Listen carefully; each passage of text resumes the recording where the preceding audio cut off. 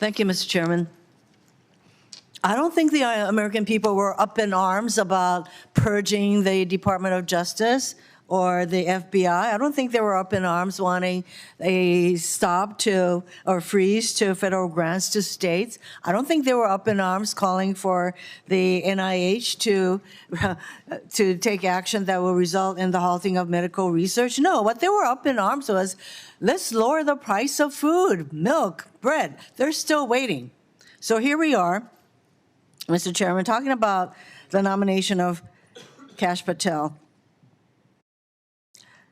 This man has so many red flags about why it is completely inappropriate to have him as the head of one of our most important law enforcement agencies that it makes your head spin. One thing is very clear about Kash Patel. He has 100% loyalty to Trump. That is the most critical thing for President Trump.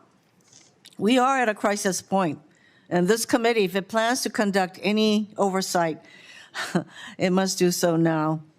And here's what's happening at the FBI. Dozens of senior career FBI and DOJ employees have been purged. More to come. 5,000 names of agents and personnel who worked on January 6 matters. Their names are there. What is supposed to happen to these people? I don't think they're going to get commended for their work on January 6th.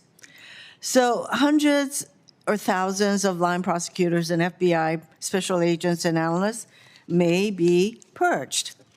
Make no mistake, our nation is under constant threat, both foreign and domestic. And purging hardworking and dedicated civil servants does nothing to make us safe. So what is happening with the FBI and DOJ is they've turned inward. Rather than focusing on potential attacks, hacks, or violent criminal enterprises, we have a DOJ and FBI that has been turned inward on themselves. Attorney General Bondi's announcement to weaponize in creating a weaponization working group last week only continues this trend. Through this working group, she is doing what she told us she would not do, and that is, we asked her, are you going to start investigating the investigators, prosecuting the prosecutors?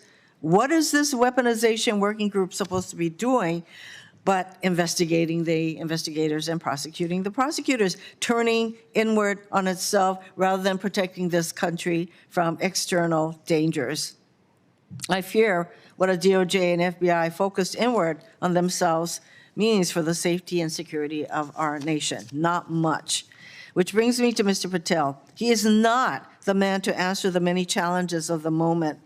Mr. Patel spent his nomination hearing avoiding every hard question.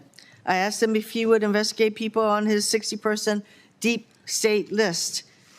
He would not say no. Mr. Chairman, we are sitting here continuing to point out all the red flags on this person. We Democrats are going to continue to raise the red flags on this person, and at some point, I'm hoping that maybe we'll come to a decency moment from my Republican colleagues.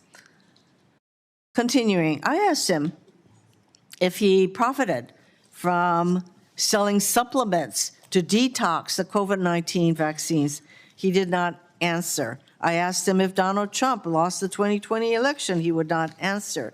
He claimed not to know an anti-Semitic extremist named Stu Peters, despite appearing 8 times on his podcast. See, the fact that he doesn't even answer, remember, whatever, it makes me think that he thinks coming before this committee under oath is something that he could just ignore with no consequences. And apparently that is the road we're on.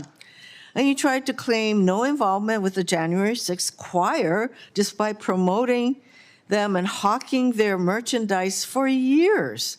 And he was unwilling to provide any details about his grand jury testimony he was compelled to give after taking the fifth. People who take the fifth are using it to protect themselves from self-incrimination. Of course, Mr. Patel has the same right as any American to plead the fifth, But we have an equal right to ask him, as the nominee for FBI director, no less, why he did so and to learn what he ultimately testified.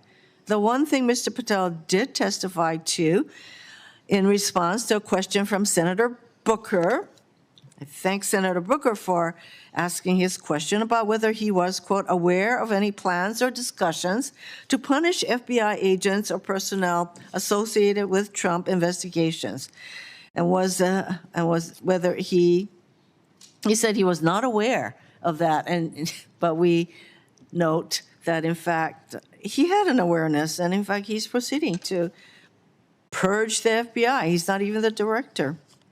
I join my colleagues in once again calling for us to actually get the answers from Mr. Patel. The American people deserve to know where he's coming from. This is a person who's going to use the FBI for his own purposes. He will abuse his power in the FBI, and we have had my colleagues say that we will regret the day that we voted for him. We should be regretting it right at this moment. And we should be calling him back so that the American people can find out what it is that this man plans to do as he intends to very clearly abuse his power at the FBI, all for his own ends and for that of the president, to which he is 100% loyal. That is his biggest qualification to be FBI director, which is not much in my view. Thank you, Mr. Chairman. Speak.